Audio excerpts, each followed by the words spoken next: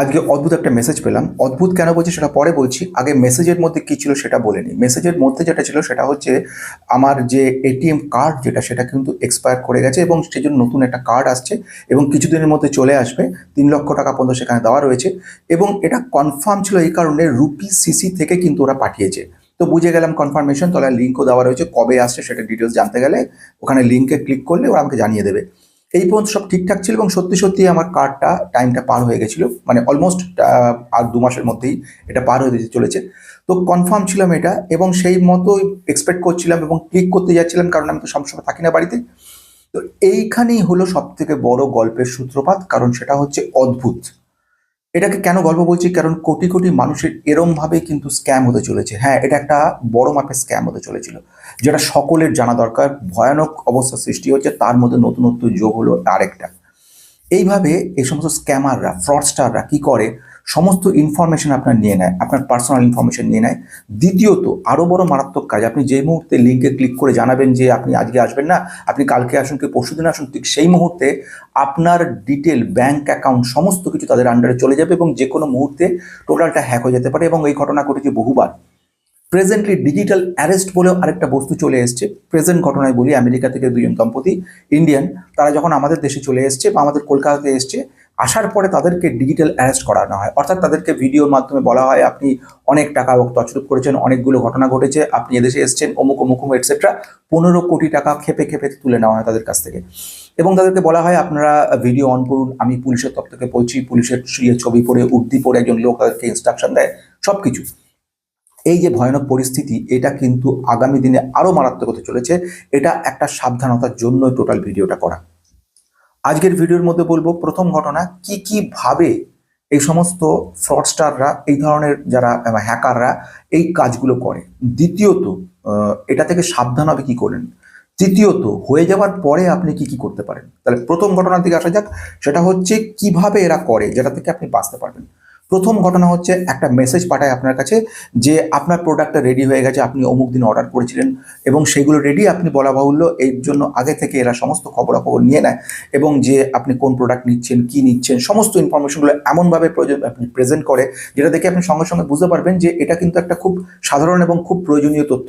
সুতরাং সেই মতো আপনাকে বলা হয় যে আমরা যে প্রোডাক্টগুলো পাঠাচ্ছি, আপনি যেগুলো অর্ডার করেছিলেন, এখানে ক্লিক করুন। আমরা অ্যামাজন থেকে বলছি, ফ্লিপকার্ট থেকে বলছি, এইখানে আপনি ক্লিক করার পরে আমি ডিটেলসটা আপনাকে দিয়ে দিচ্ছি আমরা। এবং সেখানে অ্যামাজনের সমস্ত মেসেজ থাকছে, সেখানকার লোগো থাকছে, সমস্ত কিছু থাকছে। ইনফ্যাক্ট যেখানে আপনি ক্লিক করবেন সেটাও কিন্তু সেম অ্যাজ অ্যামাজনের রিপোর্টের মতো, সেখানে অ্যামাজন বা ফ্লিপকার্টের ওয়েবসাইটের মতো।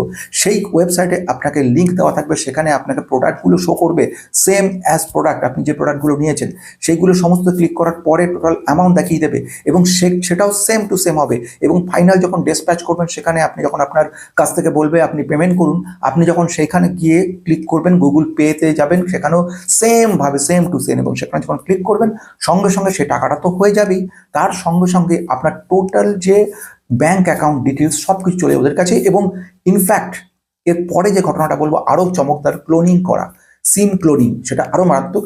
সেই প্রসেসটা এরা করে, যার ফলে আপনি সেকেন্ড থার্ড টাইম যখন টাকাটা ব্যাংকে থেকে কাটা হয় সেটা আপনার কাছেও পৌঁছয় না। আবার এমন হয় লোকাল পোস্ট থেকে আপনার কাছে মেসেজ চলে আসে, লেখা হয় যে 5 টাকা থেকে 25 টাকা আপনার একটা চার্জ দিতে হবে।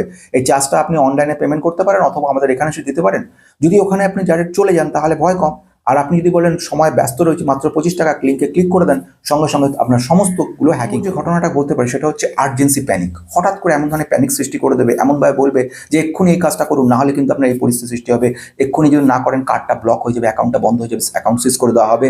কারণ সিবিআই থেকে খবর পাওয়া গেছে অমুক অমুক এটসেট্রা এটসেট্রা। যে ঘটনাটা ঘটেছিল কিন্তু সে ডাক্তার দম্পতির 15 কোটি টাকা যারা নিয়ে নিয়েছিল, ঠিক এইভাবে কাজটা করেছিল।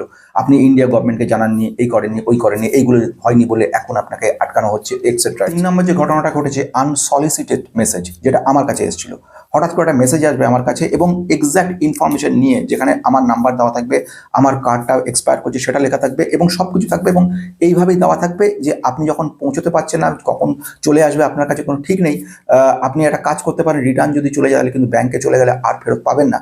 তাহলে পরে একটা কাজ করতে পারেন, আপনি এই লিঙ্কে ক্লিক করতে পারেন, করে দিলে আমরা আপনাকে টাইমিংটা ঠিক করে দেবো, কোন সময় আপনি থাকবেন সেই মতো আমরা পৌঁছে যাবো। বোঝা যাচ্ছে এটা কি কত। 4 নম্বর যেটা হচ্ছে হোয়াটসঅ্যাপের মারফত করতে পারে। হোয়াটসঅ্যাপে বলা হলো হঠাৎ করে আপনার এরকম জায়গায় আপনি ওটিপিটা দিতে পারেন। ওটিপিটা এই কারণের জন্য ব্যাংক আটকে রয়েছে, আপনার কেওয়াইসি দেওয়া নেই। আমি লিঙ্ক পাঠাচ্ছি, ব্যাংকের সাইট থেকে আসে, ক্লিক যখন করে এক্স্যাক্ট সেই ব্যাংকের মতো করে ওয়েবসাইটটা তৈরি করা থাকে এবং সেখানে যখন ইনপুট করা হয় দেখা যায় যে ভয়ঙ্কর অবস্থা এবং টোটালটাই হ্যাক হয়ে গেল। 5 নাম্বার এবং সব থেকে বড় মারাত্মক আরেকটা ঘটনা ঘটে, সেটাকে বলছে সিম ক্লোনিং। এই প্রসেসটা রিসেন্ট এসছে, এই প্রসেসের মারফতেও কিন্তু মারাত্মকভাবে স্ক্যাম করে নিচ্ছে। এই ঘটনাটা রিসেন্ট ঘটনা ঘটেছে কিছুদিন আগে এবং সেটা আমার ক্লায়েন্টের সঙ্গেই ঘটেছে। উনি একজন কলেজের প্রফেসর এবং তার কাছ থেকে যে অদ্ভুত চমৎপ্রদ ঘটনাটা ঘটলো সেটা যদি একটু বলে নিই তাহলে বুঝতে পারবে কিভাবে হয়। প্রথম একটা মেসেজ তার কাছে এলো, মেসেজে দেখালো যে আপনি অ্যামাজন থেকে প্রোডাক্টগুলো কিনেছেন কি, লিঙ্কে ক্লিক করুন। উনি তখন পড়াচ্ছিলেন এবং যেটা হয়ে থাকে পড়াতে পড়াতে মাঝখানে যখন দেখলেন লিঙ্কে ক্লিক করলেন, অ্যামাজনের সাইটে চলে এলো, ফাইনাল একটা পোস্ট উনি ক্লিক করে দিলেন, করে উনি আবার পড়াচ্ছেন। কিছুক্ষণ পরে দেখা গেল ওনার অ্যাকাউন্ট থেকে একটা মেসেজ এসছে এবং মেসেজে দেখা গেল আপনার টাকাটা ডেবিট করে নেওয়া হচ্ছে। উনি বুঝে গেলেন নর্মাল এবং উনি কাজ করে থাকলেন, কাজ পুরো পড়ানো টড়ানো শেষ। দিনের শেষে উনি যখন বাড়ি ফিরছে তখন ওনার মনে হলো কিছু কেনাকাটা করা দরকার এবং সামনের একটা শোরুমে গেলেন, বিগ শপে, এবং সেখানে গিয়ে যখন স্ক্যান করে টাকা পেমেন্ট করতে গেলেন তখন উনি চমকে গেলেন প্রথম, কারণ সেখানে তার টাকা কিচ্ছু নেই। চমকে গেলেন কারণ কয়েক লক্ষ টাকা তার অ্যাকাউন্টে ছিল, মোটামুটি 8 থেকে 10 লক্ষ টাকা। অসম্ভব। লেজার খুললেন, স্টেটমেন্ট খুললেন, খুললে মাথায় হাত, ভয়ঙ্কর পরিস্থিতি। এবং তখন ফোন করলেন ওখানে, তখন সন্ধ্যা হয়ে গেছে, কোনো খবর নেই। পরদিন সকাল 10টার সময় উনি পৌঁছলেন গিয়ে ব্যাংকে এবং ওনার সামনে দেখা গেল যে সমস্ত টাকাগুলো তুলে নিয়েছে গতকাল, একটি মেসেজও আসেনি। ব্যাংক ম্যানেজারের মাথায় হাত দিয়ে বসে রয়েছে, কি করে হয়, মেসেজ তো আপনার কাছে আসবেই। উনিও রীতিমতো হইচই করছে, কি হলো, এত লক্ষ টাকা কোথায় গেল, আমার মাইনের টাকা এটসেট্রা টাকা, এবার চলবে কি করে আমার, কি এটসেট্রা। এইগুলো আপনাকে ব্যবস্থা করতে হবে। সঙ্গে সঙ্গে থানায় গেলেন, থানা থেকে জিডি করলেন, থানায় ওখান থেকে বললো সাইবার ক্রাইম ডিপার্টমেন্টে চলে যান, সাইবার ক্রাইম ডিপার্টমেন্টে গেলেন, সেখান থেকে সব নথিপত্র নেওয়া হলো। ঘটে গেছে মাসের পর মাস, আজ ও কখনো সেই টাকা পাননি উনি। আমার যতটুকু খবর পাওয়া গেছে কয়েক মাস কেটে গেছে। যতবারই যাওয়া হয় সেখানে সবসময় বলা হয় একটাই কথা, যে আরও কয়েক মাস অপেক্ষা করুন, একটা মাস অপেক্ষা করুন, আরও 15 দিন অপেক্ষা করুন। ওনার 16 লক্ষ টাকা আজও মেলেনি। সবচেয়ে বড় ঘটনা এর মধ্যে ছিল শেখার, সেটা হচ্ছে আপনাদের হাতে কিছু নেই। কোনো রকমভাবে কোনো কিছুতে ক্লিক করবেন না দয়া করে, অনুগ্রহ করে, না হলে কিন্তু তার পরবর্তীকালে ব্যাংকেরও ক্ষমতা নিয়ে আটকানো। ব্যাংক ম্যানেজারের সামনে থেকে একাধিক অ্যাকাউন্ট চলে গেছে, এই গল্প রয়েছে। সামনে থেকে চলে যাচ্ছে একটার পর একটা টাকা, কিচ্ছু করতে পারছে না, অ্যাকাউন্ট স্টপ করতে পারছে না ওনারাই। আমি আপনি কোন ছাড়, অ্যাকাউন্ট স্টপ করা যাচ্ছে না। অ্যাকাউন্ট স্টপ করার যে অবস্থা, সেখানে যেতেই একটার পর একটা মেসেজ এলো এবং সঙ্গে সব টাকা কেটে চলে গেল। খুব সাবধান, কোনো রকম কোনো ক্লিক নয়, যে ক্লিক করুক যত কাছের হোক। এবারে আসছি সবচেয়ে আরেকটা বড় গুরুত্বপূর্ণ, কিভাবে বাঁচবেন। প্রথম ঘটনা যেটা, সেটা হচ্ছে আপনি কোনো জায়গায় ক্লিক করবেন না, কোনো মেসেজে ক্লিক করার জায়গা হলে ডাইরেক্টলি ভেরিফাই করুন, ব্যাংকে ফোন করুন, ব্যাংকের সঙ্গে যোগাযোগ করার চেষ্টা করুন। সেখানে বলুন যে আমি কি এরকম কাজ করেছি, যদি এরকম অ্যামাজন থেকে কোনো মেসেজ আসে যে আপনাকে ক্লিক করতে বলা হয়, একেবারে নয়, চেষ্টা করুন অ্যামাজন কাস্টমার কেয়ারে যেতে।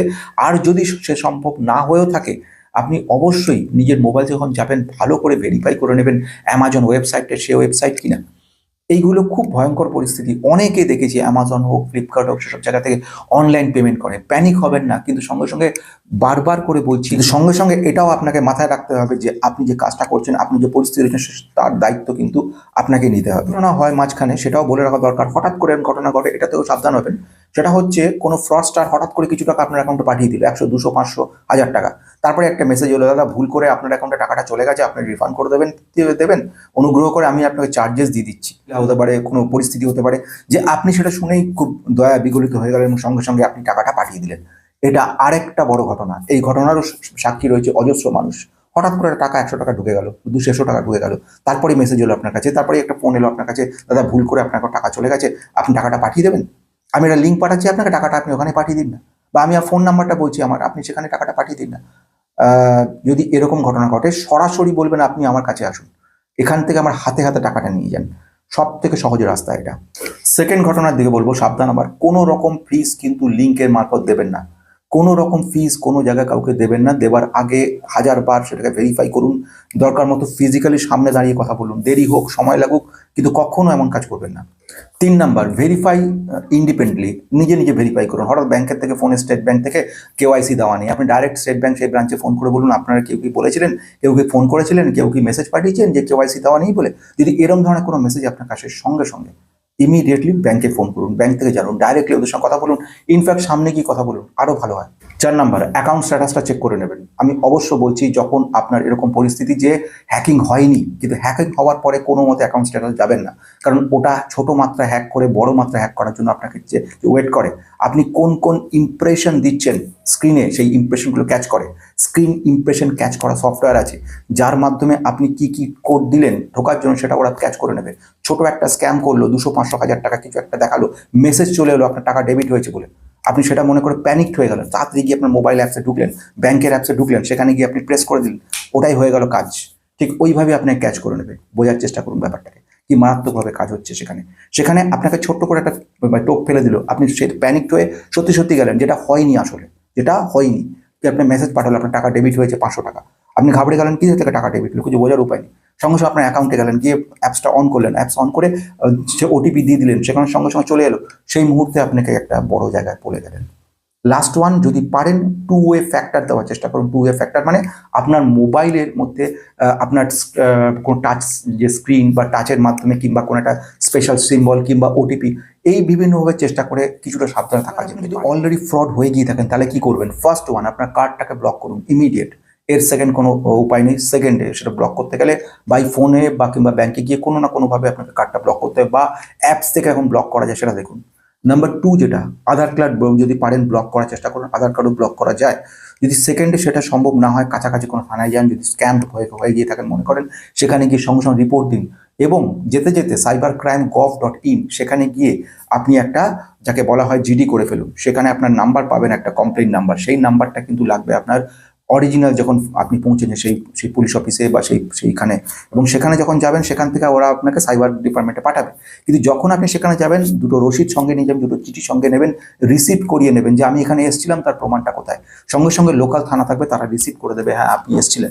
এবং সেই কাগজ নিয়ে আপনার কমপ্লেন cybercrime.gov.in, সেই দুটো কাগজ নিয়ে, দুটো প্রিন্ট আউট নিয়ে আপনি যাবেন সাইবার ক্রাইম ডিপার্টমেন্টে। সেখানে কি আপনি সেখানে সমস্ত কাগজপত্র দেবেন, এবং সঙ্গে সঙ্গে আপনি দিয়ে ফেলে চলে আসলে হবে না, আপনাকে কিছুদিন বাদে বাদে ওদের কাছে কিন্তু খোঁচা দিতে হবে। এছাড়া বলা যেটা 1930-তে আপনি ফ্রড কমপ্লেন করতে পারেন, সেখানে দেখতে পারেন। আর লাস্ট ওয়ান যেটা করবেন সেটা হচ্ছে ইমিডিয়েটলি সঙ্গে সঙ্গে ওখানে যদি অ্যাক্সেস পান অ্যাকাউন্টার, তাহলে সঙ্গে সঙ্গে ইউজার আইডি, পাসওয়ার্ড সব পাল্টে দিন। এবং সেটা ব্যাংকে বসে করাটা বেশি কাজের কাজ হবে বলে মনে হয়, কারণ সেখানে বেশ কিছু জায়গা আটকানোর চেষ্টা করবে স্ক্যামাররা, সেটাকে একমাত্র ব্যাংক অফিসিয়ালরাই থামাতে পারবে।